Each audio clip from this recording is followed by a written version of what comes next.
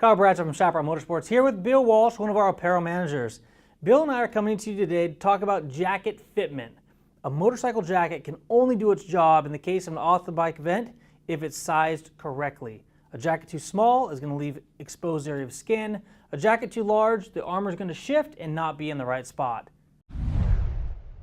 So just recently, Bill, you've had the unfortunate experience of having an off-the-bike incident, but you were wearing protective gear. Can you tell us a little bit about your experience? Yes, I can. Actually, I was riding home from work one night here at Chaparral, and I was on my ST1100 when I made a lane change on the freeway, and I was rear-ended by another motorcycle from behind. Oh, man. At that time, I actually went unconscious because I fell off the back of the bike. I hit my head. Good thing I had a good helmet on, but I also had a good jacket on as well.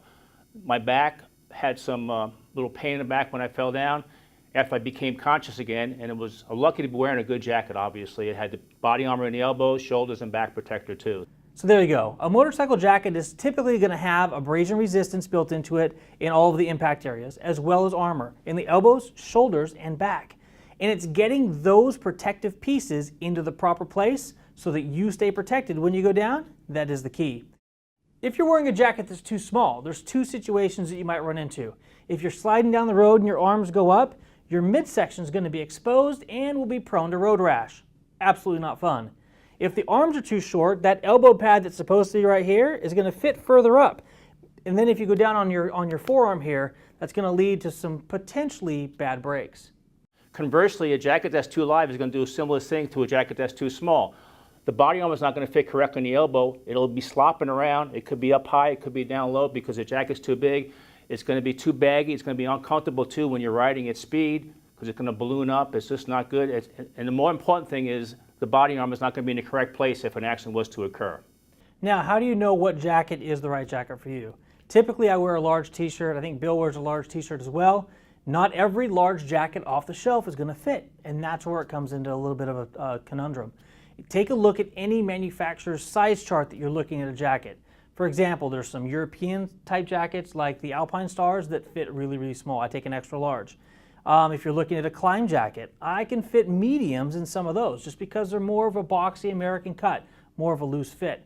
And then you go with like a TourMaster or who else? A Scorpion, Joe Rocket. Those I'm typically pretty much a solid large, but they're all a bit different, and a tape measure is how you find the true size that you need.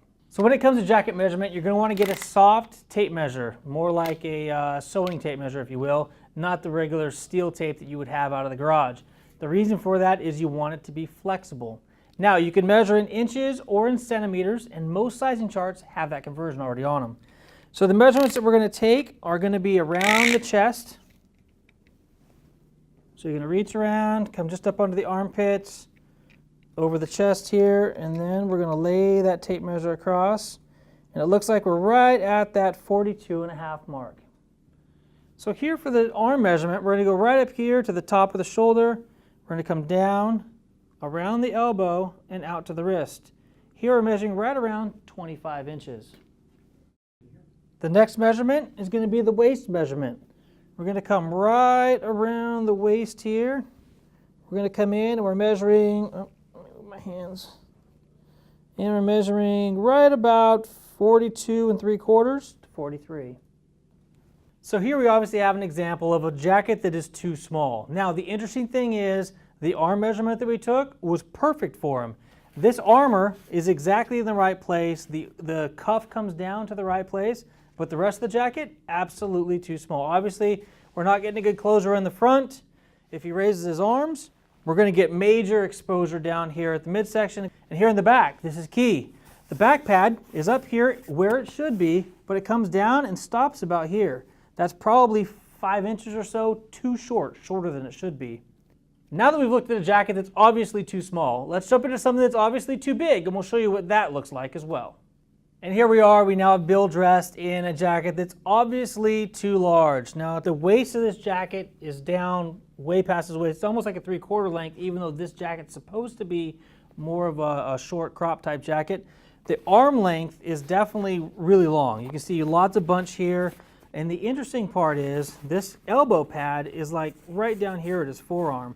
And now in this position it's being drooped under. So this right here is actually Bill's elbow bone. So if he were to slide, he'd be cracking that bone directly on the ground. So this pad is really not doing him any good at all.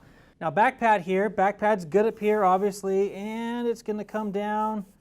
He's going to have lots of protection. I mean, this is a back pad that's definitely going to do its job back there. Now the problem is the actual material. So the way that this thing shifts around, it just may not be in the right place when he does need it if you were to come off the motorcycle. Now take a look at the shoulders. If you look at here, there's absolutely no protection until you get clear past. From here to here is where his shoulder protection is.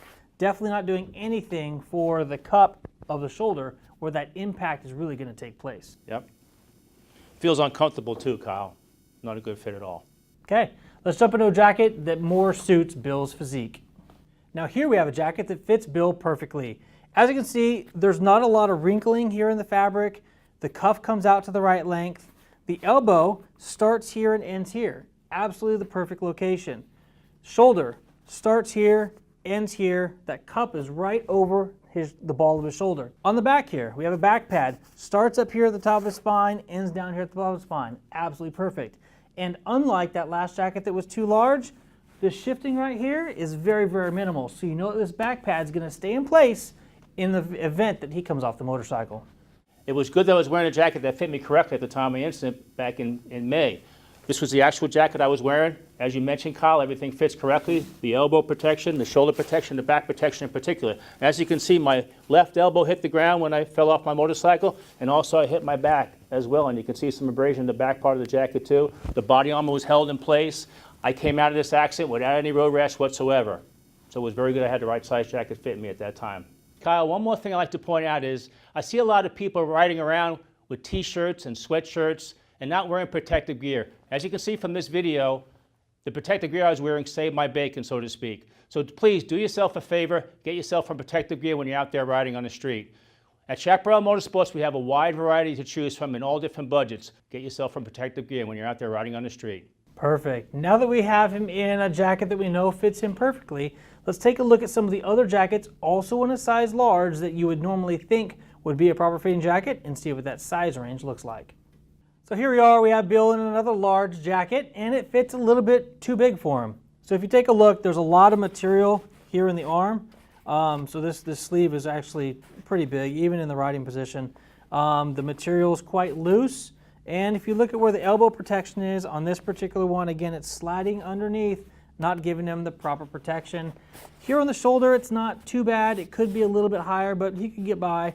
And then just the overall fit of the jacket, a little bit longer than it should be, a little bit baggier and bulkier than it should be for a jacket that is the proper fitting jacket for Bill. Now, when he goes down to the medium on this Klim jacket, this Latitude, it's absolutely a perfect fit. And here we are with yet another large jacket, and this one happens to fit him rather well. We've got really good shoulder here. The elbow is in the right place. If you notice, the length of the arm is good. There's not a whole lot of bunching here. The torso fits him really well. Go ahead and flip around, Bill. And again, the back pad, you can see starts here, ends down here, and there's not much movement back here. A great fitting large jacket on Bill's particular frame. Again, each of these jacket manufacturers have a slightly different size chart. If you happen to be ordering online and you're not local to Chaparral here, you can do what lots of customers do. They order the 2 jacket sizes they think are going to fit so they can try them on, make sure they get the one that does fit most perfect, and then just send the other one back for a full refund. It's really simple, it's easy to do, and it makes sure that you aren't stuck wearing a jacket that's the wrong size. Okay, thank you for tuning in for this jacket sizing guide. Hope you found it very informative, and thank you for watching. Be sure to like and subscribe to us here on YouTube so that you get not only the most up-to-date products that come out, but informative information such as this jacket sizing buying guide. I'm Kyle. Until next time, take care and ride safe.